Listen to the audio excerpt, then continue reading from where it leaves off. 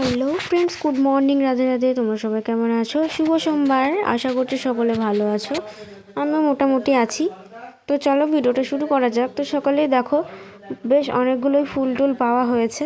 এই যে এই ফুলগুলো কিন্তু আমাদের ওই সাইডে কলপাড়ের দিকে অনেক ফোটে, তো সেখান থেকে আমার তুলে আনে। মানে গাছটা হলো মেজো ঠাকমাদের গাছ। তো প্রাচীর দিয়ে, মানে এখানে যেহেতু পাঁচিল দেওয়া আছে, তো পাঁচিলের উল্টো পিঠেও আমাদের এই সাইডেও গাছ হয়ে গেছে। এই যে দেখো কত ফুল ফুটেছে। আর আমার না এই নীলকণ্ঠ ফুলগুলো খুব ভালো লাগে। নীলকণ্ঠ ফুল, ধুতরা ফুল, জবা ফুল, আমার এই ফুলগুলো না খুবই ভালো লাগে।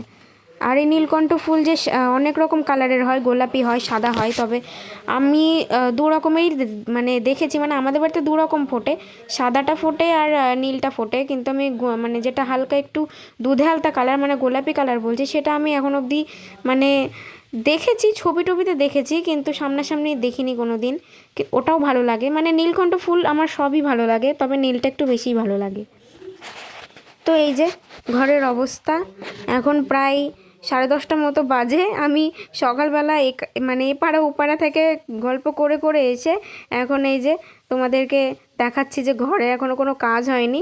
আর গতকাল মানে মঙ্গলবারে আমার মা কিন্তু আমার জন্য স্যুপ বানিয়ে দিয়েছিল, মানে আবার কিন্তু স্যুপ বানিয়ে দিয়েছিল। আর এটা কিন্তু আমিষ ছিল, মানে পেঁয়াজ রসুন টসুন দেওয়া ছিল। ওই জন্য আজকে সোমবার আমি নিরামিষ খাবো। আমি সোমবার পালছি। আর মা তো শুধু শনিবার পালে, মা না, আমাদের গোটা ফ্যামিলিটাই শনিবার পালে।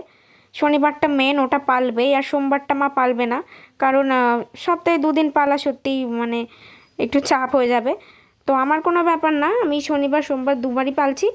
তো আর শনিবার তো ছোটোবেলা থেকেই পালি, আর বড় হলেও পালবো। ওটা পালতেই হবে, ওটা ছাড়া যাবে না। আর সোমবারও ছাড়া যাবে না, আমার কাছে দুটো বারই মানে আমি পালি। আর এই যে গতকালের ওই স্যুপটা আমিষ ছিল বলে ওই স্যুপটা এখন আমার মাকে খেতে হচ্ছে। আর মা খাওয়ার সময় আমাকে বকা দিচ্ছে আমি খাওয়াচ্ছি বলে। আর এই যে দেখো আমাদের কি রান্না হয়েছে, ভাত, এখানে হয়েছে নিম বেগুন, এখানে রয়েছে পেঁয়াজকলি আলু ভাজা। আমার কিন্তু সোমবারের পুজো করা কমপ্লিট। আজকে লেটই হয়ে গেছে পুজো করতে, বাট করা হয়ে গেছে অনেকক্ষণ আগেই। এখন আমি প্রসাদটা তুলতে এলাম। এই যে তোমরা ধূপকাঠিটা দেখে বুঝতে পারছো, আধা ঘন্টার বেশি হয়ে গেছে পুজো দেওয়া। গাইস, আমিষ খাবার রান্না দেখে তোমরা হয়তো ভাববে যে আমি আমিষ খেয়েছি। আমিষ না, আমি কিন্তু আজকে আলু সেদ্ধ ভাত খেয়েছি। ঠাম্মা আলু সেদ্ধ মানে ঠাম্মা ভাত করেছিল, তো ঠাম্মাকে বলেছিলাম আলু ভাতে দিতে, যেহেতু আমাদের রান্না বান্না হয়ে গেছিলো।